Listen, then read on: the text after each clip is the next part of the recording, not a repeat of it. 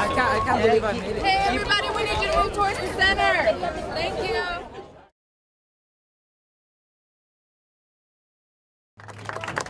All right, who counted those?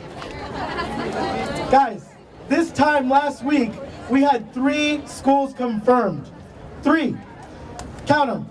University of Denver, Metro, CCD.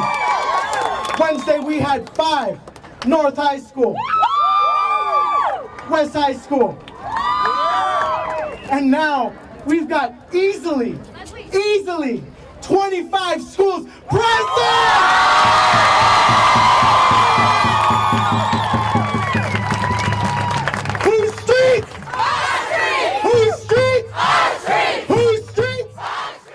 Congress has failed us for more than a decade. They failed to pass a permanent solution for us. In 2010, when I graduated high school from George Washington, where are you? I watched the DREAM Act die, and I thought my dream had died with it. But I was wrong. My dreams are alive as long as I have faith in myself, in my mama, and in you.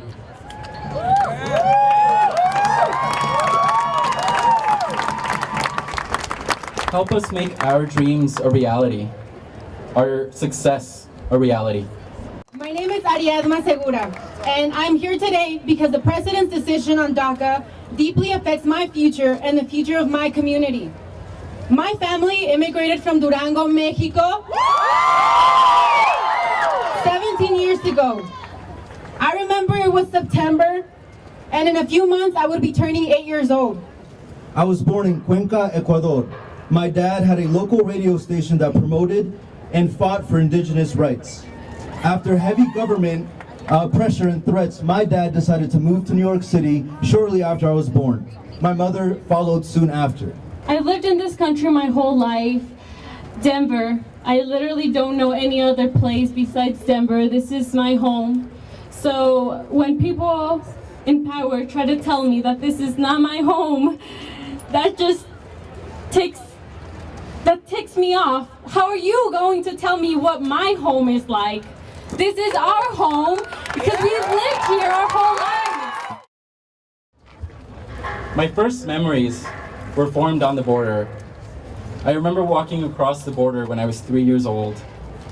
My mom, my 1-year-old sister, and I walked together with a group of people across the desert. We had to walk through a drainage tunnel near a gas station somewhere in the dark of night. My mom was excited to bring us here and wanted to make sure we looked our best. So she bought those little kids' shoes that light up on the side when you walk.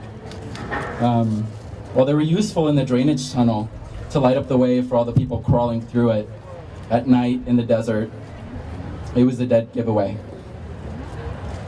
So they asked that we take them off once we got out of the tunnel. At the end, sitting at the gas station, was a Border Patrol vehicle, and we had to walk through right in front. Everybody started crawling behind the tall grass on their hands and knees, but my mom didn't want me walking barefoot on the hard, dry desert gravel. So she stood up, picked my sister and me up. At first, I thought she was giving up, because I was certain we would be seen. But she stood up tall and walked with a defiant pep in her step.